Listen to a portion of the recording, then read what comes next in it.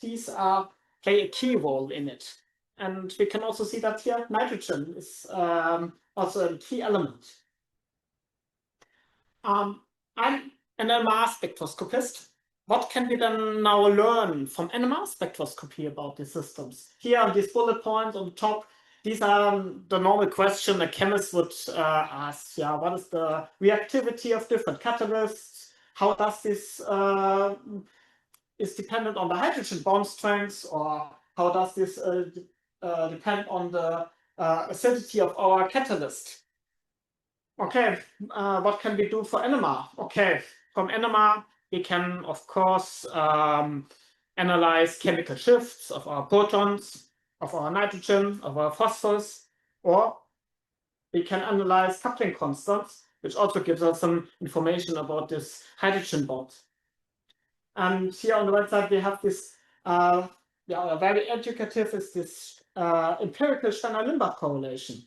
What does it tell us? It is a correlation of chemical shift of protons versus the nitrogen of these hydrogen bonds. And based where our correlation is, we can distinguish between more ionic interactions of our hydrogen bonds. Then we have this, more or less ionic character of a ion pair assisted hydrogen bond. And here on the right hand side, we have more neutral, weak hydrogen bonds. And yeah, from this correlation, you can also learn something. How is the proton transferred from the catalyst to the substrate, or how that strong is our hydrogen bond? On this correlation, we can see, okay, we need proton shifts and nitrogen shifts. How can we get them from NMR? Well, that's not working anymore. Let's talk a bit about nitrogen NMR. I mean, I have a bit ambivalent relation. We could already see it on the Steiner-Limbach correlation. Nitrogen is very sensitive to a chemical environment. That's really great. But if you look at 15N, the NMR active nucleus, natural abundance, very low. Gyromagnetic ratio with directly, individual sensitivity is even very low. It's just 1/10 of protons. I mean, it's difficult. And to be honest, nitrogen NMR is just shit. How can we overcome that? I mean, the biochemists found a very good solution. They just label the molecules with 15N. Very well established in biochemistry. But if we go to our small molecule applications, 15N labeling is expensive, complicated, and it normally only works for quite simple substrates. Well, in previous studies, indeed, it was done. And when I came to the lab and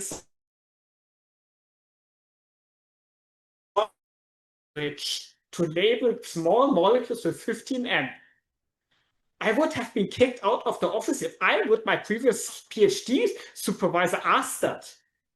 And then I asked them, can we do that without labeling? Can we do that more time efficient? Can we measure 15N NMR at natural abundance with just more efficient sampling techniques? And indeed, we can that because we have this emerging field of so-called fast NMR.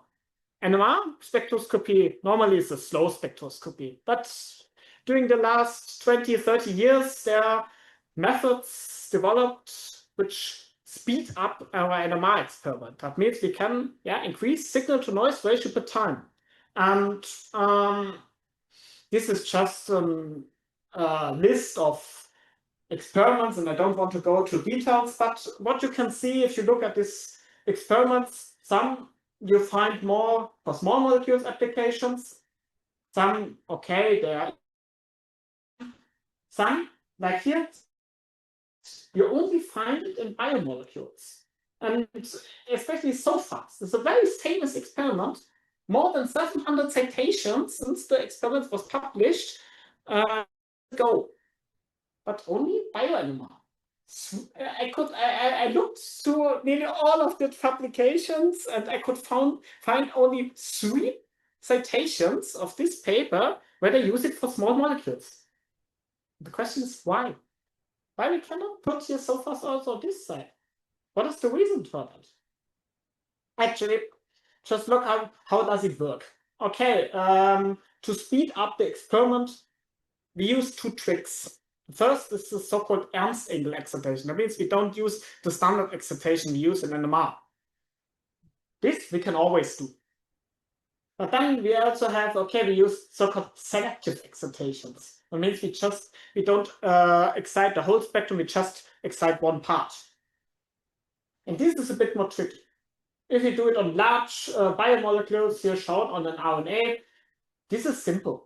I mean, because we have distinct regions of our different groups in our molecule. Here we have the aminos, the aromatic, amino group, the sugars. And okay, we also need large molecules which move slowly in our solution. And now we have here our catalyst-substrate complex. If you look at the NMR spectrum, it looks rather similar. Here we have hydrogen bond region, the aromatic part of our catalyst, then the methyl groups. Okay, it's a bit more cleaner than a biomolecule, but it shows similar features like biomolecules. And was asking me, can we then use the so fast experiment to this small molecular complex? And to our surprise, okay, nope. It worked very well. We could really see great relaxation enhancement, and which tells us we can speed up data sampling. So with my first victim, we did some proof of principle. We just tested different catalysts, different amines. We made some samples, and then we acquired the spectra. Just natural abundance 15N within a decent time with a lot of scans. We thought would be much more. And we could then extract from these spectra the chemical shifts and build our own Steiner-Limbach correlation. But all of that, natural abundance, no labeling, much more time and cost efficient. Okay, that works. The question was then, can we do more? Why not? Okay, we can also determine coupling constants just by changing our experiment a bit, and then we can also extract for our different system the coupling constant, which also tells us something about the strength of our hydrogen bond. Okay, that works really well. Can we do even more? The next, if you look at our structure, the next obvious correlation in this complex would be the correlation between our hydrogen bound proton and the phosphorus. Can we also probe this one with our fast method? And indeed, by changing again the sequence a bit to make it to a so-called HMDC, we can also do that. And also here, decent time, 40 minutes, 512 scans. That works really pretty well. Okay. And of our story, we publish it, forget about it. No, this is the beginning of our story. I would like to come back to this 15N labeling. And I mentioned in previous studies, all the subsets were 15N labeled. And if we look at here the substrate scope they did for simple, and I mean it's simple organic chemistry, just a bond-state synthesis. You just use a ketone and use 15N labeled aniline and have your 15N labeled imine substrate. Okay. The prices, I mean, 15N labeled aniline, I looked it up yesterday morning, 340 euro for 1 gram aniline, almost nothing. But our PI also says it's not only the price of 15N labeled substrates, it's also the time. She has to pay a PhD student, a postdoc, or whatever, to work in the lab to make this synthesis. Let me illustrate that in a second example. We had a study about the activation of aldehydes by our CPA catalyst. And here, this hydroxyl group plays an important role, and aggregation is the key interaction for the activation. In this study, no 15N experiments has been done so far. The question is why. Well, if we look at this substrate, we just changed here to a hydroxyl group. How can we make that? Hypothetically, 15N label. Okay, it's basic organic chemistry. It can be done. But if you do 15N labeling, you should start from very simple precursors. And yeah, just look at organic chemistry books. Okay, so nitric acid 15N labeled. And then, yeah, start from phenol, nitrate, and reduce it. And finally make in 3 steps the 15N labeled compound. But again, okay, nitric acid, 1 gram, 220 euro, and 3-step synthesis. And the question, then here the question is, can we do that also at natural abundance? Of course we can do that. If we just buy the aminophenol, 100 grams, 40 euro, this is almost nothing. And no, just 1-step synthesis. Next example, what we can do. Okay, we did also some catalyst engineering, and by replacing here the oxygen in our chiral phosphoric acid by selenium to make it more acidic and more active. And in this case, it can activate the albumin to perform this Mukayama-Manish reaction. And this is still an ongoing study. We are interested, okay, which kind of substrates this new design catalyst can activate. And since we are not now dependent on F15N labeling, we can analyze the much more broad substrate scope. And this is also, for me as a mass spectroscopist, interesting. Selenium is also an NMR active nucleus. Properties of selenium, well, it's okay, but not great. 7% natural abundance, okay, gyromagnetic ratio is, could be better.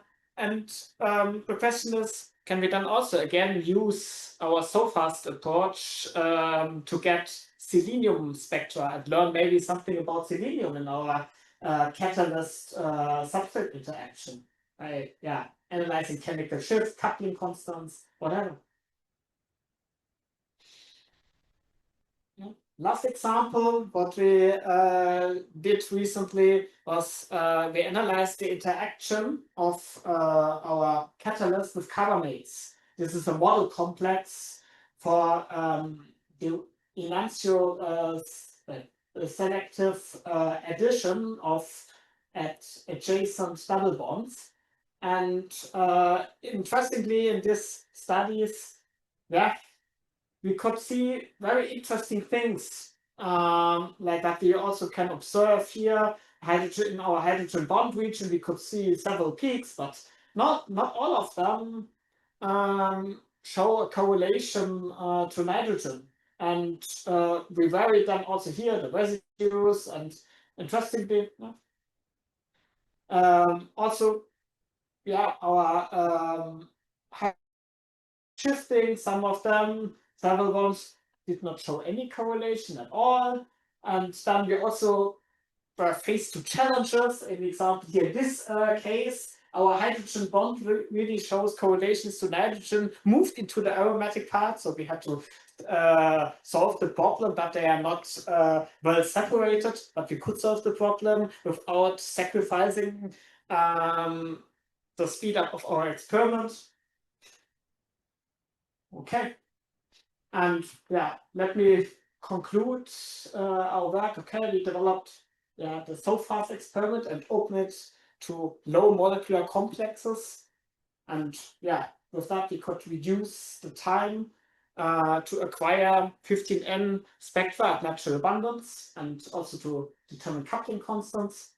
And this opens up broad field. I already mentioned, okay, we can do it on phosphorus, selenium, we can extend our substrate scope of our analyzed complex substrate interactions. Okay, we can also do other nucleus like boron, silicon, or tin. And at least for my lab, 15N labeling is forbidden by now. And finally, most important slide.